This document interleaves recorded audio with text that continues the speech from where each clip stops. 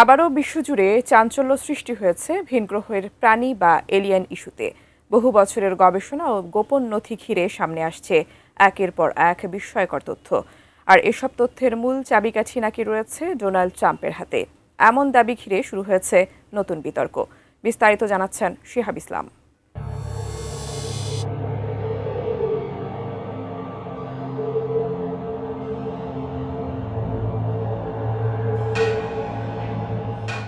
মানুষ সম্ভবত মহাবিশ্বের খাদ্য শৃঙ্খলের সর্বোচ্চ স্তরে নেই, এমনই চাঞ্চল্যকর দাবি করেছেন হার্ভার্ড বিশ্ববিদ্যালয়ের পদার্থবিজ্ঞানী এবং ভিনগ্রহের প্রাণী নিয়ে গবেষণাকারী অধ্যাপক আভি লোয়েব।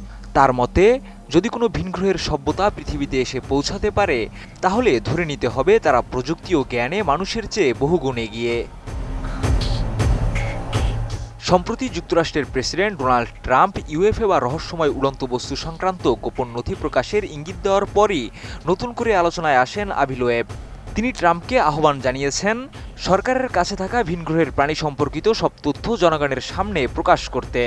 তার ভাষায়, মহাবিশ্বের অন্য কোনো উন্নত সভ্যতার অস্তিত্ব প্রমাণিত হলে মানবজাতির চিন্তা ও অগ্রাধিকারে বড় পরিবর্তন আসতে পারে। আমি বুঝি নির্মাণের শিল্প, সালাম স্টিল বোঝে durability. Salam steel, most durable still.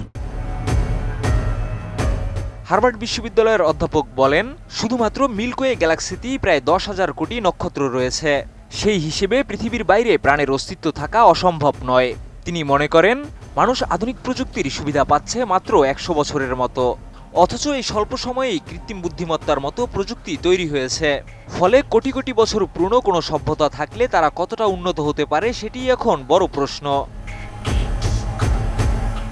একই সঙ্গে তিনি সতর্ক করে বলেন, যুক্তরাষ্ট্র সরকার হয়তো সব তথ্য একসঙ্গে প্রকাশ করবে না, কারণ কিছু তথ্য সামরিক উপগ্রহ বা গোপন সেন্সরের মাধ্যমে সংগ্রহ করা হয়ে থাকতে পারে, যা জাতীয় নিরাপত্তার কারণে দীর্ঘদিন গোপন রাখা হয়েছে।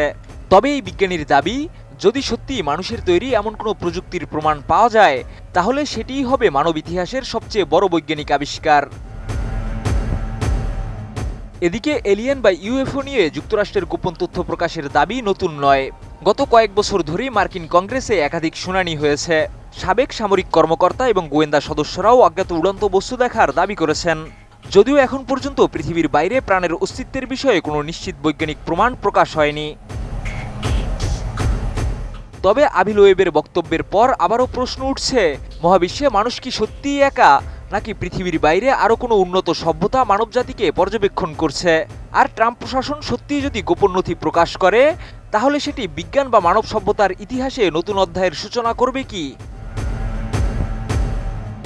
শিহাব ইসলাম, এটিএন নিউজ।